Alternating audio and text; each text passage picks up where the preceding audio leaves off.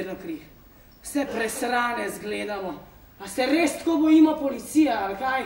Pravico imamo plačati toliko, kot je pošteno. Ampak kaj boš pa zdaj rekla svojemu možu? A boš tudi njemu poskušala potakniti to zgodbico o nagradnih nalepkah? A misliš, da ne bo nasedel? Jo, po mojem.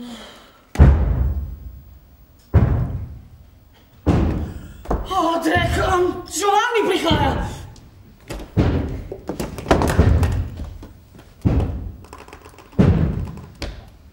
Spravi prostorovo!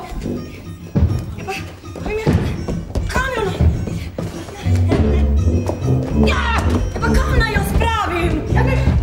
Izvoli, pod plašč! Ustavi ga! Rajši, kot da vzamem eno samo stvar poceni, ki je nižja od določene, jaz rajši vidim, da ti crkneš od lakote. Rajši! Rajši! No, ko smo že ravno pri lakoti, kaj bo danes za večerjo?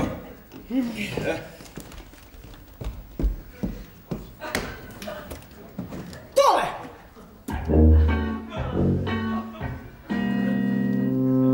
Kaj pa je tu? Ne znaš, brat, hrana za pse.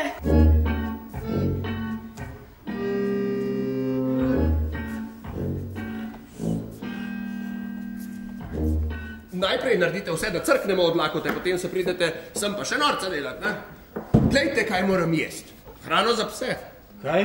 Ja, ne moramo si več privoščiti človeške hrane. Pa kaj, vi zares jeste take reči? Ja, vse ni tako slabo, a vam postrežem. Ne, hvala.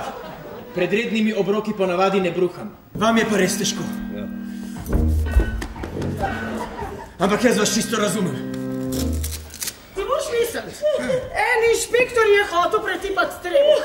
Prasut, zakaj pa? Ja, ker si jo glavo bil, da notri nima otroka, ampak vrečke z makaroni in podobne reči. Prasut? Ko se govori? Evo, rešilec prihaja. Poklicali smo ga zaradi vaše spodnje sosede, ki se je tudi počutila slabo. Pa vleči gor. Ne, pa pazi, ne, ena vrečka je zdrsnila noter. Držijo! Ne spusti, sranje. Vrečka s slanico z olivami je počila. Drek, Kaj se dogaja? Ma, pušča, vse pušča. Hitro! Inšpektor! Otrok!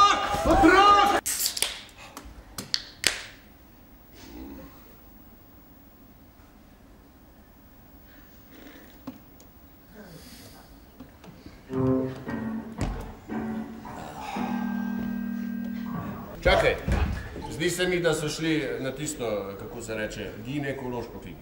Ginekološko kliniko? Ja, to je tam, kjer presadijo nedonošenčke iz ene maternice v drugo, ne? Nedonošenčke iz ene maternice v drugo. Ne, hvala!